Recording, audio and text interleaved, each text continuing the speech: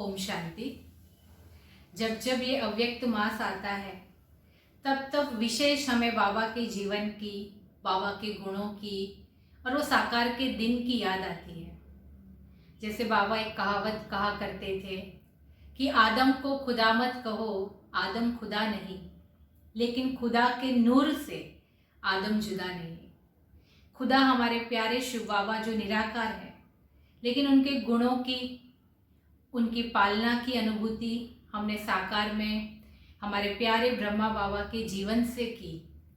बाबा तो गुणों के भंडार थे, लेकिन उनके जीवन के एक गुण की जो हम आज बात करेंगे कि बाबा हमेशा निमित्त और निर्माणचित बनकर रहे। जैसे शिव बाबा ने ब्रह्मा बाबा में प्रवेशता की तो बाबा ने एक धक से अपना तन मन धन सब कुछ शिव बाबा के ऊपर न्यौछावर कर दिया और उसके बाद बाबा ने उस धन को देखा तक नहीं। इतना निमित्तपन कि मेरा नहीं। इसलिए एक बार एक भाई जब कोई नया सिक्का गवर्नमेंट ने निकाला था तो लेकर बाबा के सामने आए और बाबा से पूछा कि बाबा देखो ये क्या है। तो बाबा को तो पता नहीं था। बाबा ने कहा बच्चे ये तो कोई वाइसर जैसा लग रहा है, क्योंकि वो सिक्का गोल था और उसके बीच में छेद था। तब उस भाई ने कहा नहीं बाबा, ये तो गवर्नमेंट ने एक नया सिक्का निकाला है। तो इतना बाबा निमित्त बन गए कि मैं तो सिर्फ एक माध्यम हूँ, मेरा कुछ नहीं है। वैसे हम सब जानते हैं कि यज्ञ में बाबा के सामने बहुत बड़ी बड़ी परिस्थितियां भी आई, बैगरी पाठ जैसी बड़ी परिस्थिति भी आई, लेकिन उस परिस्थिति में भी बाबा सदैव हल्के होकर रहे।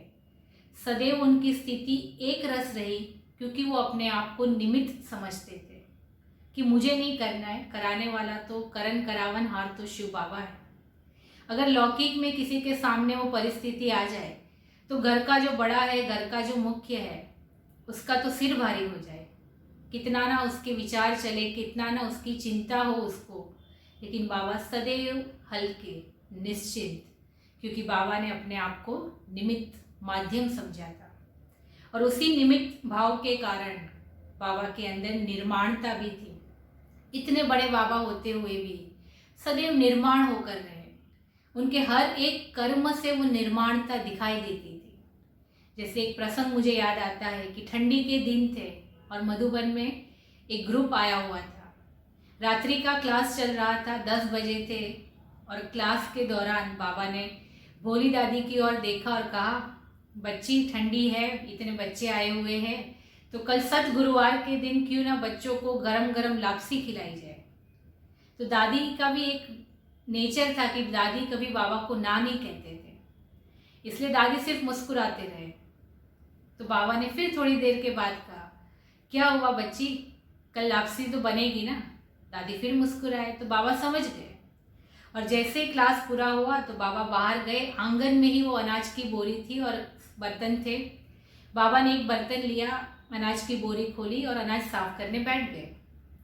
जैसे बच्चे देखते गए कि अरे बाबा कर रहे हैं, तो बाबा के हाथ से वो बर्तन ले लिया, खुद करने लग पड़े। बाबा ने दूसरा बर्तन लिया, फिर कोई आया वो भी ले लिया, तो बाबा ने तीसरा लिया। ऐसे करते करते सब ने मिलकर 15 मिनट के अंदर सारा अनाज साफ कर दिया। फिर वो अनाज पीसने भी चला गया और सुबह सब ने गरम गरम लापसी भी खाई।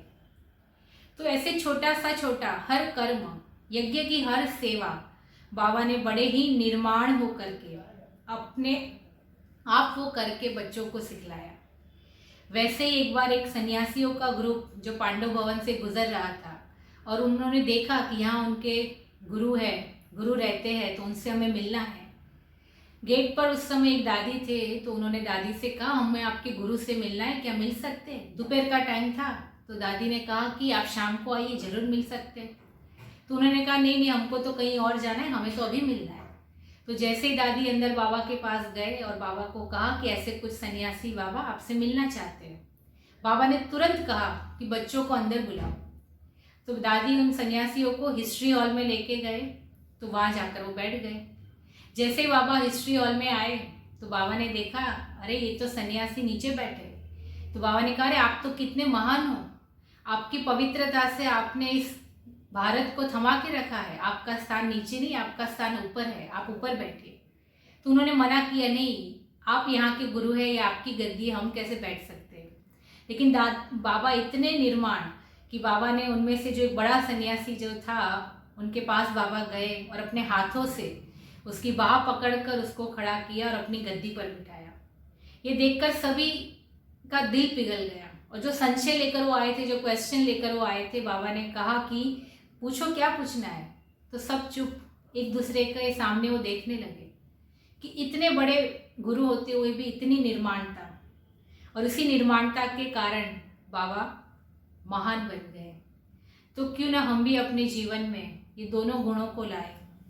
निमित्त बनकर रहेंगे तो सदैव हल्के रहेंगे, एक रस रहेंगे, और जितना जितना निर्माणता आएगी उतना उतना महानता भी आती जाएगी। ओम शांति।